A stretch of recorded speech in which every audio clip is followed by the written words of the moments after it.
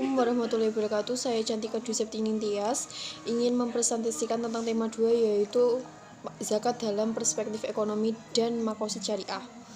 Yang pertama tentang pengertian zakat. Nah, zakat sendiri merupakan hak yang wajib diambil dari harta yang kita miliki, yaitu harta yang sudah mencapai nisbah untuk diberikan kepada kelompok tertentu yang mereka yang berhak mendapatkan sebagian dari harta tersebut. Dasar hukum zakat yaitu terdapat pada surat Al-Baqarah ayat 110 yang artinya, dan dirikanlah sholat, tunaikanlah zakat, dan apa yang kamu usahakan dari kebaikan bagi dirimu tentu kamu akan mendapat pahalanya dari sisi Allah. Sesungguhnya Allah Maha melihat apa yang kamu kerjakan.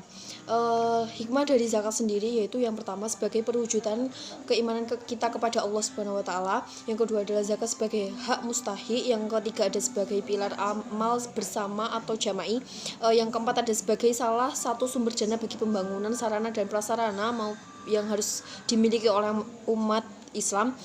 Yang kelima ada untuk memasyarakatkan etika bisnis yang benar. Yang keenam ada pembangunan kesejahteraan umat. Syarat bagi orang yang ingin mengeluarkan zakat yaitu yang pertama harus mukmin dan muslim, yang kedua itu balik dan berakal sehat, yang ketiga itu memiliki harta yang mencapai nisbah dengan milik sempurna. Macam-macam zakat itu ada dua jenis, yaitu yang pertama ada zakat fitrah, yaitu zakat yang berfungsi mengembalikan manusia muslim kepada fitrahnya dan mensucikan jiwa kita dari kotoran atau dosa yang sudah kita perbuat.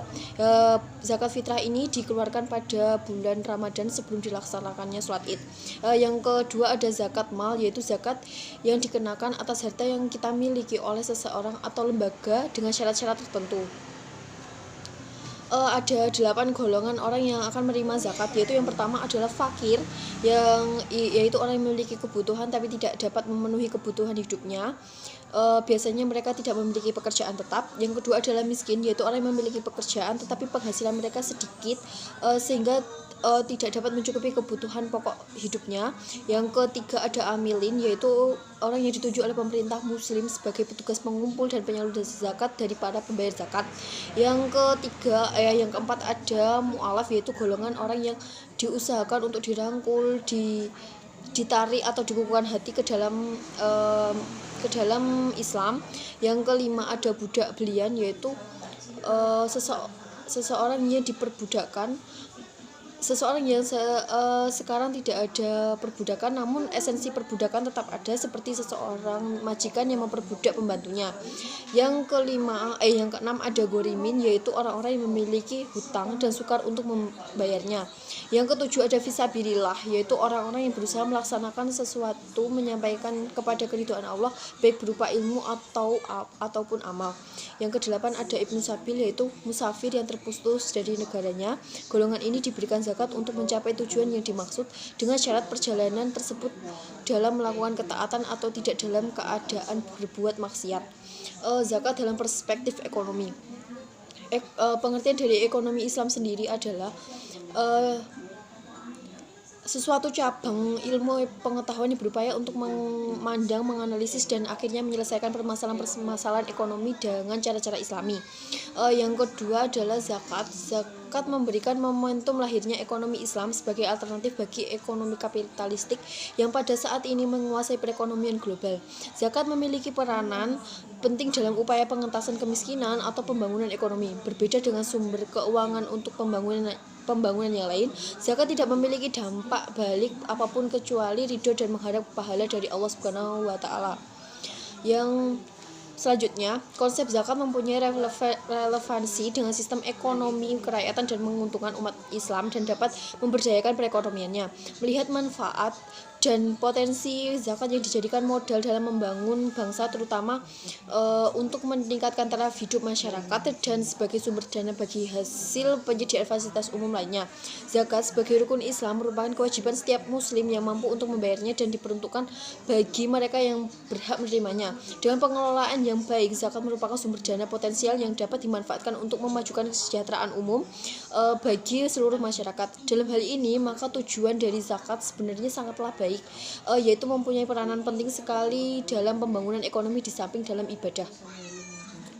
Zakat dalam Perspektif makosid syariah. Di sini pengertian makosid syariah merupakan pencetusan hukum syariat dalam rangka memberi kemaslahatan bagi kehidupan manusia di dunia maupun di akhirat. Makosid syariah terdiri dari dua kata, yaitu makosid yang artinya kesengajaan atau tujuan, sedangkan syariat artinya ketentuan hukum dalam mengatur aktivitas umat manusia yang berisi perintah dan larangan, baik yang berhubungan interaksi vertikal kepada Allah Subhanahu wa taala ataupun interaksi secara horizontal kepada sesama manusia.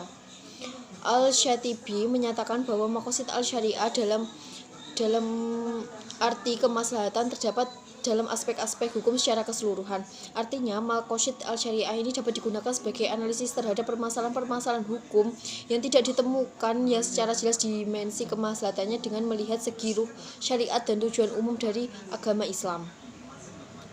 Selanjutnya, zakat dalam Islam merupakan sebagian harta yang diberikan oleh umat Islam kepada orang-orang yang berhak menerima atau fakir miskin yang dilandasi atas nama Allah dengan harapan akan memperoleh barokah, pensucian jiwa dan berkembangnya kebajikan yang banyak.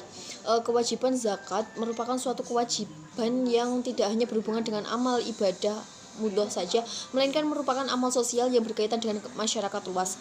Sehingga dalam hal ini ada dua kewajiban, yaitu kewajiban terhadap Allah dan terhadap sesama manusia. Zakat bukan tujuan, tetapi zakat merupakan alat untuk mencapai tujuan, yaitu mewujudkan keadilan sosial dalam upaya mengentaskan kemiskinan. Zakat merupakan salah satu jalan untuk memberi jaminan sosial yang telah ditampilkan dalam Islam. Selanjutnya, pendayagunaan dana zakat dalam berbagai bentuk inovasi didistribusikan dikategorikan sebagai berikut. Yang pertama, pola distribusi bersifat konsumtif tradisional, yaitu zakat dibagikan kepada mustahik untuk dimanfaatkan secara langsung seperti zakat fitrah yang diberikan kepada fakir miskin untuk memenuhi kebutuhan sehari-hari, atau zakat mal yang dibagikan kepada para korban bencana alam. Yang kedua adalah pola distribusi bersifat konsumtif kreatif, yaitu zakat diwujudkan dalam bentuk lain dari barangnya semula. Yang ketiga adalah pola distribusi dalam bentuk produktif kreatif, yaitu zakat diwujudkan dalam bentuk permodalan. Analisis makosid al-syariah kemaslahatan itu tidak hanya dilihat dari arti teknis saja, akan tetapi dalam upaya dinamika dan pengembangan hukum-hukum yang disyariatkan Allah. Sekian presentasi dari saya. Wassalamualaikum warahmatullahi wabarakatuh.